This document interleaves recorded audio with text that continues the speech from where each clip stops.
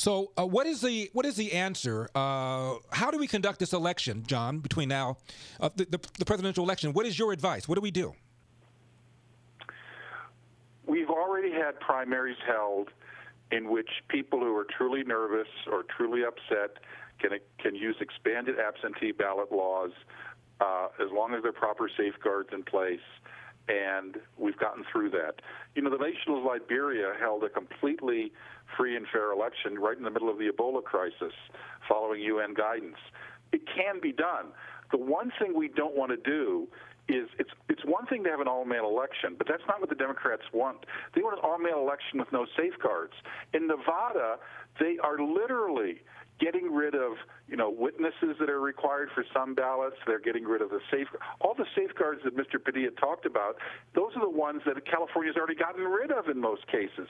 California used to have many more safeguards on absentee ballots, and they've all been done away with. And ballot harvesting, which used to be illegal, allowing political operatives to collect hundreds of ballots and deliver them or not deliver them, as the case may be, that is something Padilla supported. He is dismantling the safeguards, not maintaining them. Beverly is it Oahu, Hawaii? And you're on with John Funn. Beverly, did I butcher the pronunciation of your city? No, it's perfect. Okay. That's the island. I'm in Honolulu. I see. Well, Beverly, I was just in Hawaii for the first time a couple years ago. I visited all 50 states. Hawaii was the only one I hadn't visited because it's so close here. I kind of always thought I'd check it off, but I didn't get around to it until I was in my 60s. Anyway, John Funn is on. Beverly, what's your concern or question? We received a notice in the mail that we will not have any regular polling places this year, that it will all be done by mail, and we will receive a ballot so many days before the election. But also that form had a place to change your signature from the one on record if you want to. Well, there's that safeguard that could go out the window, too. Beverly, thank you for that. Tarek is in Greenville, Texas. Tarek, you're on with John Funn and Larry.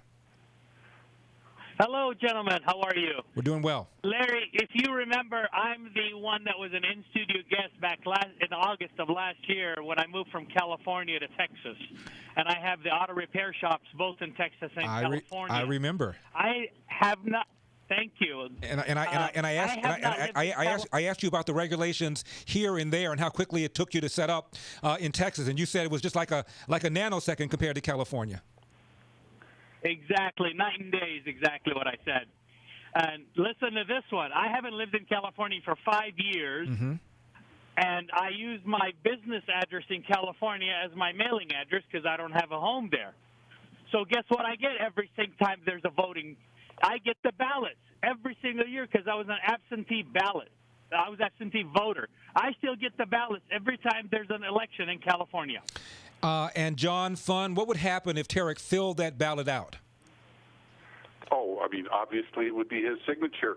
But worse than that is, what if somebody intercepted that ballot in a mailbox, or what if somebody who had access to his mail decided to fill it out for themselves and not bother consulting him?